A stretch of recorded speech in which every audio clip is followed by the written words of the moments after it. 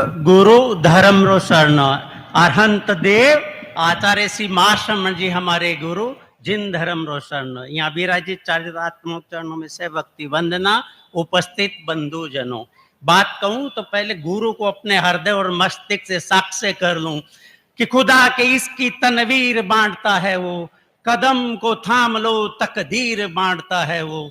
अरे हम दुआ करते हैं तेरी जिंदगी के वास्ते, तू जिंदा रहे हमारी रहबरी के वास्ते। मेरा सौभाग्य है कि हमने उस परिवार में जन्म लिया जिस परिवार में आचार्य श्री तुलसी जैसी महान आत्मा ने जन्म लिया। एक समय था संघ में एक आवाज गूंजती थी जब आचार्य श्री तुलसी आचार्य बने थे। उस समय पूजी महाराज, भाईजी महाराज, माजी महाराज और बाईजी महाराज, गौरव की अनुभूति होती थी उस समय। लेकिन धर्म का कोई विकल्प नहीं, क्योंकि मैं तो साधु बना नहीं। अपनी बात रखूं तो मैं सबसे पहले आचार्य महाप्रज्ञ जी के एक प्रवचन का सहारा लेता हूं।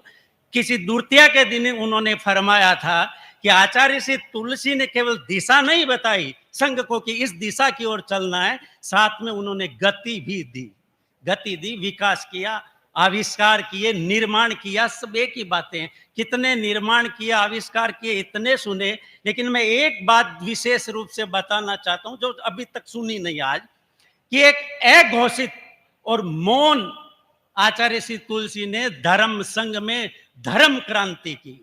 बहुतों को मालूम नहीं है आज भी कि जब आचार्य श्री तुलसी, लगभग 88 वर्ष पहले की बात है, जब वो आचार्य बने थे तो इतर जैन समाज में हमारे तेरा पंथ धर्म को जैन धर्म ही नहीं माना जाता था।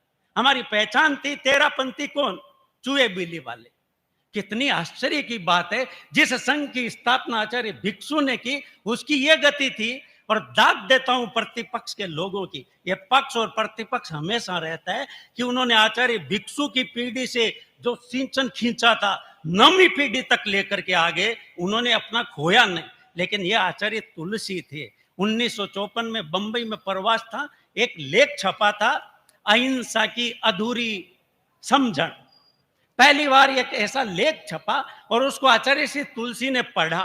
पढ़ने के बाद आचार्य श्री तुलसी ने कहा कि लगभग 200 बरस हो गए झूठी सच्ची बातें लिखते हैं, छिछोलीदार निंदा चुगली करते हैं और निम्न स्तर की आलोचना करते हैं।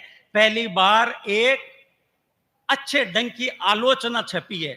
उन्होंने अपने शिष्य मुनि नथमल जी को कहा, अब मौन खोलो, कलम उठाओ और खुल कर लिखो। ये 54 की घटना है। हमने प्रतिपाद करना शुरू किया और लगभग उसके 7-8 वर्ष बाद आज द्विशताब्दी वर्ष आया आचार्य भिक्षु का। उस समय आचार्य श्री तुलसी ने अपने उन्हीं मुनि नथमल जी को कहा, अब उठो और दार्शनिक भिक्षु को प्रकट करो, भिक्षु की ओजस्ता को प्रकट करो। और तब एक ग्रंथ आया, भिक्षु विचार दर्शन। ये 7-8 वर्षों में तेरा पंथ धर्म संघ में उस तुलसी की ये धर्म क्रांति थी कि जो 9 पीढ़ी तक प्रतिवाद चला, आचार्य श्री तुलसी के काल में उस पे घटाक्षेप और पटाक्षेप हो गया। और ये तेरा पंथ धर्म संघ जैन धर्म में आज सबसे अग्रणी भूमिका में पहुंच गया। मुझे, हमको तो एक दिन ये अवसर मिलता है और आप बोलते हो सीमित शब्दों में, कहना तो बहुत था, 3 गुरुओं का गुणानुवाद करना था, तो कैसे करे। एक बात और कहता हूं, समय का ध्यान रखूंगा, कि रामायण में, वाल्मीकि रामायण में एक प्रसंग आता है। वाल्मीकि लिखते हैं कि राम को राज्याभिषेक के लिए बुलाया गया। राम राज्याभिषेक के लिए आए, उससे पहले कुछ घटनाएं घटी, स्थितियां उलट गई, परिस्थितियां पलट गई, राम को वनवास सुनाया गया। वाल्मीकि लिखते हैं जब राम राज्याभिषेक के लिए आए तो उनके चेहरे पे कोई अतिरेक हर्ष नहीं था, और जब उन्हें वनवास सुनाया तो उनके चेहरे पे कोई अतिरेक रोष नहीं था। वाल्मीकि लिखते हैं राम स्थित प्रज्ञ थे। तब मैंने भी स्वाध्याय करते समय एक शब्द पढ़ा, हमारे आगमों में एक शब्द आता है ठियप्पा, उसका अर्थ भी ये होता है स्थित प्रज्ञ, स्थित आत्मा। तो मैंने एक अनुमान लगाया कि आचार्य तुलसी ने जीवन भर आविष्कार किए, वो संत थे, क्या उन्होंने शांति का जीवन जिया? इतने सारे उतार चढ़ाव थे, शांति का जीवन जिया? ये मैंने जिज्ञासा कर ली। अब समाधान ढूंढना था तो ये पहला समाधान मिला। आचार्य श्री तुलसी स्थित प्रज्ञ थे, स्थित आत्मा थे, सम्यक ज्ञान दर्शन की चरित्र में, आराधना में सदा संलग्न रहते थे। एक जिज्ञासा से समाधान, एक समाधान से जिज्ञासा पूरी नहीं, एक दूसरा समाधान भी उन्हें खोजने की कोशिश की। कि आचार्य श्री तुलसी ने स्वयं अपना प्रवचन करते समय एक लाइन फरमाई एक दिन कि मेरे देखते देखते मेरे संग के सैकड़ों साधु साध्वी काल धर्म को प्राप्त हो गए, लेकिन मैंने कभी भी अपनी रात की नींद हराम नहीं की। ऐसी वाणी कौन बोल सकता है? वो बोले मेरा एक ही चिंतन था, एक ही दृष्टिकोण रहता था, उन्होंने अपना काम सिद्ध कर लिया है, हमें अपना काम सिद्ध करना है।